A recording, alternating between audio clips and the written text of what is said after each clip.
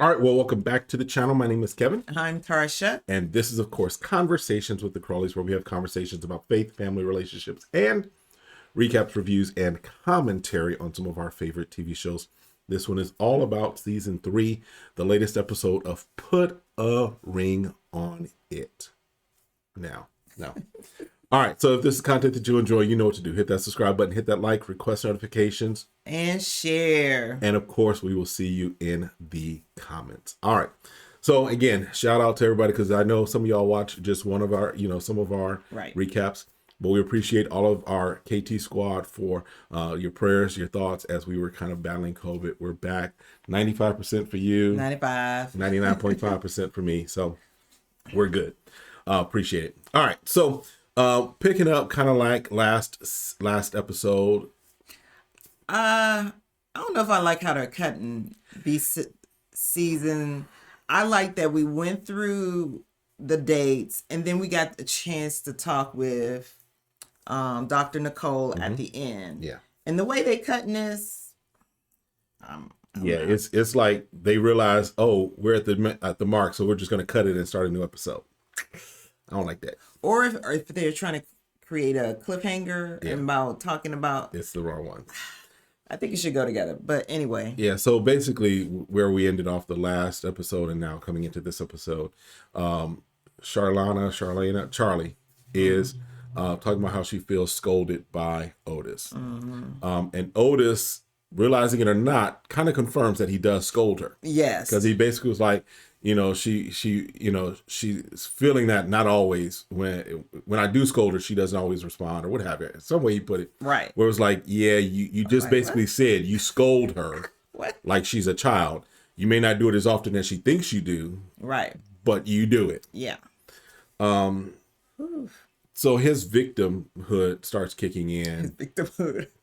He starts playing the victim like, oh, y'all are against me. Saying that Dr. Nicole's not hearing him and that, not taking, basically saying that she's not taking his side. Correct. And everyone's ganging up on him and, but I'm listening. Right. Yeah. Yeah. I don't think so. Yeah. Don't care for him. No. And it does not make him attractive at all. It's not attractive at all. So yeah. Otis ain't winning over nobody right now. No. And so the question is, will he go on the date again with, what's her name? Milan. Yeah. And so, yes, he's going to go on the date with her. She went on a date with a guy named Brent, who looks like, well, he said he's running for office. He wants to run for office, was wanting to be an astronaut. And, for her, it was like, okay, somebody who wants to be an astronaut and Otis. Right. And she's trying to tell everybody, like, I've never met someone, I think she was trying to say so very ambitious. Right. Because, like, I never met someone who wants to be an astronaut. And I get that. Like, you hear people say, I work as a teller, like some normal job. Right. So, and for them to be African-American, I get her perspective on that. What she's trying to get across. Right. And everyone's kind of making fun, kind of like, I want to be an astronaut. Kenneth want to be an astronaut, but he talking about a different kind of high. Shut up. All right. I'm just saying, I don't know if that boy. I don't know. I'm gonna leave that alone. But I think that was good for her because she finds somebody who's not trying to find their wealth and putting her down. Right. But has their own value. So, and I think that's refreshing for her. So he gets a second date. So Brent will be getting a second date. And then we move on to Shorty, and she's had great connections with Hollywood Al. Right. There's some maturity that we see in Hollywood. Right. I'll give them the benefit of Hollywood right now. Yeah. But she's not going to go on a third date. No. And her reasoning makes no sense to me. No. Because I'm getting really connected and I don't want to, the goal is to see if you should stay with the person you are with. Or move on. Or determine that, And maybe you're moving on. Maybe this is.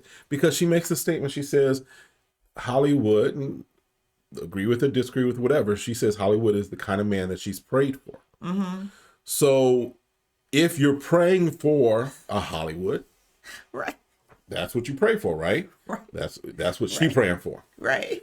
If that's what you're praying for, and you get what you're praying for, or at least have the opportunity to investigate what you're praying for. Why are you selling for mediocrity? Mediocrity? You're right, mediocrity. That's being nice. I'm just saying. Y'all remember Homeboy took her phone. So you saying mediocrity, I'm saying trash. Yeah, because I'm not going to have anybody who's so invested in me that they stalk you. They try and make me lose my money.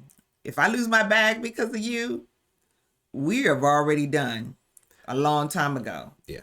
But again, that has to deal with whatever issue she's dealing with herself. True. Because as Dr. Nicole has very much indicated, this is a choice. Oh, yeah. You have a choice to be in what you're in. Yep. And so if you keep choosing the same, yeah. Okay. So I don't understand her answer. Now, I'd rather her said, I want to just really see what's out here, because this is giving me an opportunity to see with Hollywood, right, that there's potentials out there. Potentials out there. Period. Right. You know, and you just don't want to fall for someone because this is the first different person. True. Either. So I'd rather her said any of those things other than what she in. Exactly. So Kenneth is not going to go on a second date with his date from the previous episode, who was basically already knew Shorty. They, I guess, work in radio together. So then Alfonso and Shay, we start to talk to them. And we start to get at basically it's almost like the roots of her concerns about infidelity. Right. Trust issues. Some of it stems from when they were, according to him, not really serious, just kind of hanging out. And because he's in the music industry, I think he's co-manages Rick Ross or something like that. So all of those things, yes, can now, to when things are getting serious, she's still looking at some of the behavior, and because some of those questions weren't answered from early in their relationship, they're still causing concerns and causing fears in where they are right now. Right, because I'm like, it's so concerning that if you feel like you're dating someone and you haven't communicated what you're establishing at the beginning of the relationship, so that you don't know when you're in a relationship or not. Right. And you're saying the person I'm with is not identifying me as the girlfriend. Right. And I'm not secure because he's not identifying me as the girlfriend. Right. And so, but you still moved in with this person. You're still accepting all these things and this lifestyle of this person. But they're not giving you what you want. Right. So what is it? Do you want the lifestyle or do you want the relationship? And so if you're not going to set those boundaries up front, you can't be mad when people are not giving you what you want. That's true. And so it's hard for me to understand how, if we're casually dating, you don't know when you're casually dating, and he doesn't have to say who you are. And then when you are establishing a relationship, he refused to identify you. But through this episode, she calls him his spouse. Y'all not married. That's what you're trying to get to. At least that's what we're being told. That's what we're being told. But she said the word spouse. Yeah. So I'm like really confused right now. And well, we'll get on, I guess, when we get further in there. Yeah. All right. So the assignment this week is the double dates. So this one is always interesting because what Dr. Nicole does is she send them out on dates, and they're going on separate dates, but at the same place. So of course, y'all know it's about to get interesting. In the car though, Otis again plays the victim with Charlie, basically saying he had a lot of time to defend himself and bruh, he just coming across, it's not a good look. I'm gonna say it this way, it's not a good look for him. He sounds like a bitter child at times, in my opinion. We'll leave it at that. Yeah. Okay. All right. So then on the day of the date, Charlie she hitting them shots early. she pulled out the tequila, the Reposado. Yeah. She's like, look, I need to, get a little relaxed for this date. He asked, what did she learn? And she kind of, does start to give that. He again plays victim. He plays victim throughout most of this episode, in my opinion. But he goes on his second date with Milan. And Milan basically says that he's guarded, that he's, and yeah, I think I think his representative keeps showing up. I don't think we're actually we're seeing the authentic victim of him, but we don't see the authentic person of him. Or maybe that is his authenticity. Well, we're seeing Otis, the child, right? Whatever the trauma is of his childhood, what he got too much of or not enough of with Otis. And so we haven't seen the mature man or taking responsibility, which I'm thinking that's who we see. We're seeing the child Otis. And so whatever he decides he's going to open up, hopefully he will, because I feel like even in past seasons, all the men have always said that Dr. Nicole has been very fair on both sides. Yes. So whatever his issue is with women in general, I don't know, maybe Dr. Nicole can't crack, because I feel like Otis has an issue with women in general. Yeah. And whatever that is, or whatever woman hurt him in his life, is that his mom or whatever, it is definitely coming through where he can't listen to a very, like a woman like Dr. Nicole, to really see where he can gain value in, changing and improving his relationship. Thank you yes, I agree completely. So Milan and Otis are in the car. Basically, she seems more excited about the date than he does. She's like giddy, and there was this statement about how young she looks. And you could see that there is, at least she does look very young, compared to Otis and compared to Charlie. But so they go to the yoga studio, right? Brent and Charlie show up also at the yoga studio, and when they come in, you can kind of see Otis like, hey, what's going on over there? Now there was some stuff I was like, yeah, that was when she was getting stretched out by Brent. I was like, yeah, you know what you were doing with that. Oh yeah, because she said it. She's like, I need to stretch out. Can you help me? And I'm just like, okay, who's going to be mature here? Right. Because again, you're not showing maturity either. Stay focused on your date, because she's yelling out to him what he can't do. Oh, he's bringing his teenager. I was just like... It was just petty back and forth. It is. And I'm just like, okay, so you're not mature either. Right. Gotcha. Yeah, so she, she's making all these comments. Because there was a time where he was just kind of focusing on his date. And she's making comments, what have you. And then at the end, when everything's done, Otis comes over and tries to give Charlie a kiss. I don't understand why he felt like he was going to get something out of that. He was just putting fuel on fire.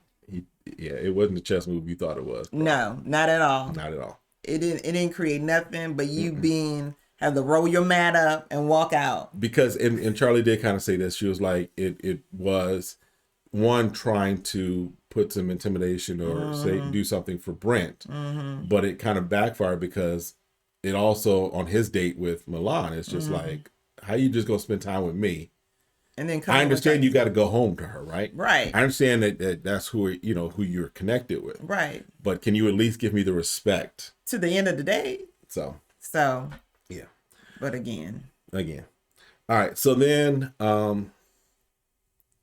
Shay and Alonzo have their date. Oh, well, actually, I'm sorry. Kenny and Shorty are having their conversation as they're preparing for their date. And she's basically like, this is not a solid relationship. Yeah, because she's trying to tell him, like, hey, I don't think you're really in the process. You're going on these dates with that attitude. You're going through the motions. You're going through the motions, and you're not trying to gain what you need to gain out of it, because you're in some fairy tale that I'm the love of your life, which again is scary for me, for her.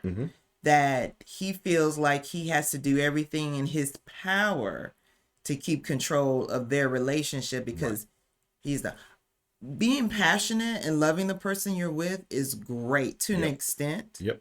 But when it comes to the point where you feel that to the point that no one else can have her but you, that's concerning. Yeah. And she wants him to be in reality that we don't have a solid relationship. I can't move forward. Yeah.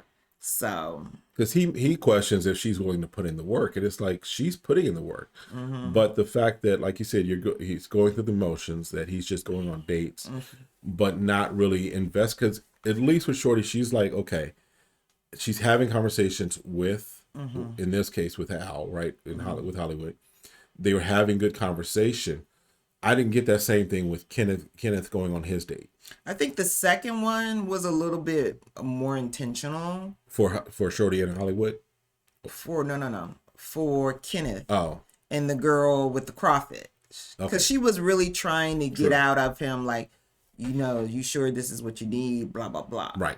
Okay. So I would say the second time around, it was a little bit more effort because they didn't have that big argument and everything like that. That's true. So I got to give him a little bit of credit, there. But again, it's for reflection. And if he's not reflecting that we're in this whole process because they don't have a solid foundation, you're going through her stuff, you're taking pictures and trying to find ways to be vindictive and being mean, then you haven't learned anything, So Shay and Alfonso are having a conversation before their date. And again, her concerns about his infidelity, how he responds around other women, those type of things start to come out, right? So when she goes on her date with Asar, she says that that's her type, They start off with some tequila shots. They're talking, what have you. Right. Cool.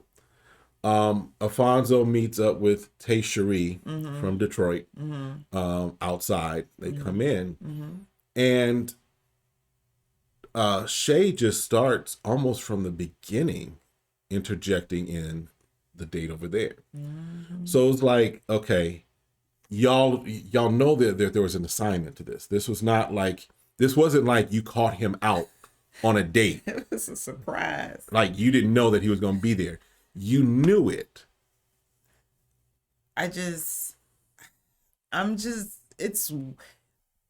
weird. I get you being concerned, like, man, my significant other has to go date someone else in front of me. Yeah.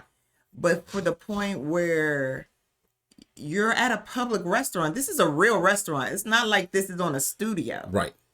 And you can't be civil and stay focused on your date. Right. And you trying to figure out what's going on over there instead of where a guy is really trying to pay you attention. You saying you like the attention, and that he's your type and romance, but you're looking back. Right. Not your significant other, not the date you're on. Right. You're looking back. Right. Because Alfonso's trying to ignore. Right. Not ignore out of, I don't want to deal with you. Right. But he's trying to ignore to just like, I understand the assignment. My focus is here to try and understand what may be happening here versus what's happening over there. Right. He's like, I understand the assignment, so I'm going to focus here. Right. And Shay takes it as, well, you stick it up for her and not for me. Right. You didn't introduce me. You're not supposed to be introducing. You're supposed to be on separate dates, right, just in the same place. So you don't place every other situation like this is the same situation, and now you're going to attack it. Right.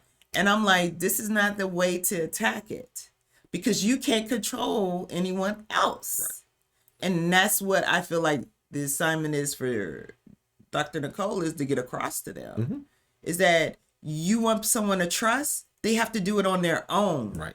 You can't do it by intimidation, you yelling, you making a scene is not going to make someone decide that they're going to do something other than what they're going to do. Yeah. And so, yeah, I mean, Tay Cherie also said something. She said, she told Alfonso to get his wife. So there's again, the statement, right? And I'm like, what? So I'm just like, I'm saying, I don't know what people are saying when the cameras are not rolling.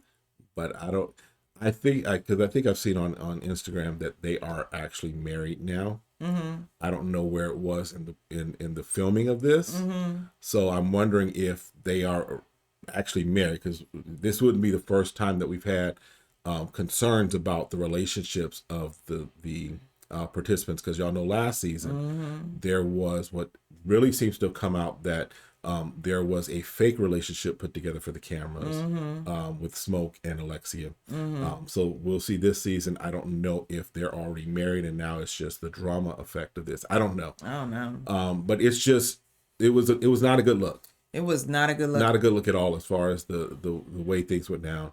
And again, the editing on this, just like, we thought that they were switching scenes to now talk to Kenny and Shay as they're about to go on their dates, and it's actually the lead up to, or the trailer for next week. So the editing on this season is just like, y'all trying to set up these cliffhangers where there's not a cliffhanger. Right. Because we didn't get finished all the dates. Right. To be able to say we can go into the house and start communicating. Because you hit with the drama as far as them fighting. Okay. We know that when y'all pick it up next week, they're just going to be fighting again. So all you did was create a serial moment instead of creating a cliffhanger. Right. So that's just, I don't know. But we're left there, right? Because, and this is the point I was making to you, if her concern was really about him, about Alfonso, then why didn't Shay leave with Alfonso? Right. No. Shay made all her focus on this woman. Mm-hmm. And not Alfonso, because Alfonso said, all right, well, let's just go. Right. We're just going to go. And I thought she was going to follow him. She went at the woman. She turned around and go after the woman. Which, again, and this is my issue anytime that there is an infidelity issue, right? The woman going after the other woman when it's the man, right? Mm-hmm. And in this instance, it's not as if, again, this was not a surprise. No. This was not like, oh, she caught him. No. This was, y'all knew that they were going to y'all might have rode in the same car to the date, for all we know, right? So he shows up with this woman. So why are you going after her? Because she was trying to have a conversation with him. You're the one that's jumping in. Oh, you can't acknowledge me? You can't talk to me? No, I can't right now. I'm doing my assignment. So when he left out and she went after the woman, it was like, you're not helping yourself. No, I mean, because again, you're talking about what he's doing, but what are you representing yourself that you deserve to be valued where you are the number one person? Right. Because if you don't value yourself, no one else is going to value you. And if you're not his number one, find yourself a place where you are number one. Someone was trying to make the number one. Right. And instead of allowing him, Alfonso, to see how another man could treat her, Bam. She rather insert herself into that date and then make herself look bad. Because if she allowed the dude that was really trying to really holler at her, he could see like, oh, this dude over here really hollering and she taking in all that. Mm-hmm. And then he couldn't let Alfonso try to notice that. Right. And if he didn't, he didn't. At least you know where you were like, I might want a second date with this dude. Right. Because I don't know if the dude wants a second date with her. Because if this is the way you act when we out, I'm good. Or you might perceive because of your baggage you carry, I'm good. I don't want to have to break you up. He said, I thought I was a referee in a boxing match. I'm just waiting for the bell to ring. Yep. So I can send them back to the corners. Because you even see, I don't know if it's producers or waiters, somebody else trying to jump in to turn. Because girlfriend pull up a plate. Like, Cherie pulled up one of them plates. She was like, I will crack this across your head if I need to. When she said she was from Detroit? She from Detroit. I'm sorry. She said she's straight up from Detroit and she found something. She's like, you ain't gonna catch me and mess up my nails. I will bust this plate over your head. Yeah. She got her weapon. Shay didn't want that. I'm sorry. Shay did not want that smoke. Because her head would have been busted open. Shay really, if they had not, she'd have been like, hold me back, because I don't think Shay wants that smoke with Tay Sheree. She had to lean back with it. Yo, she was cocked back. She was like, take another step. It's cracking. This play is about to go across your head. And trust me, she hit it right. She was gonna knock her.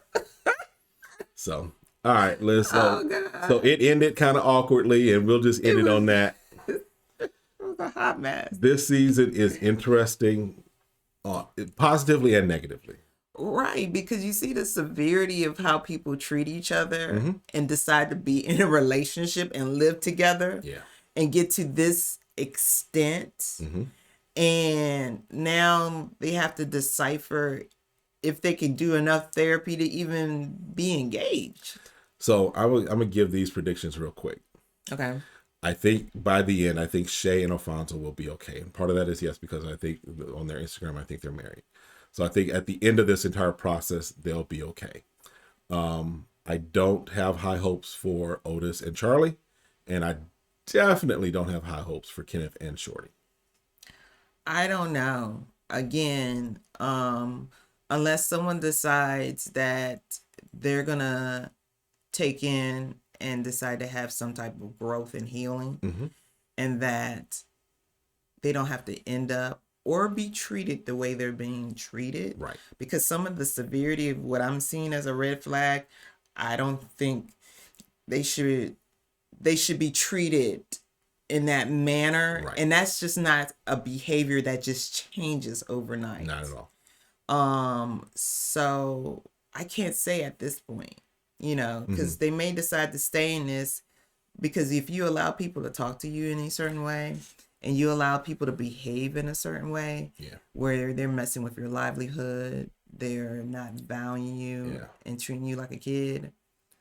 Yeah, because I mean, just from the outside looking in, I would say the red flags that Shorty has seen, that we've seen with Kenneth regarding Shorty, and just the way that Otis talks to Charlie.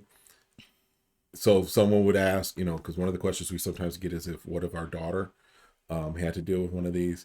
We tell our daughter, look. I would tell you need to leave that alone. Quickly. So, all right, that's it for this recap, this review. We'll see you all next time. Have a great one. Be blessed.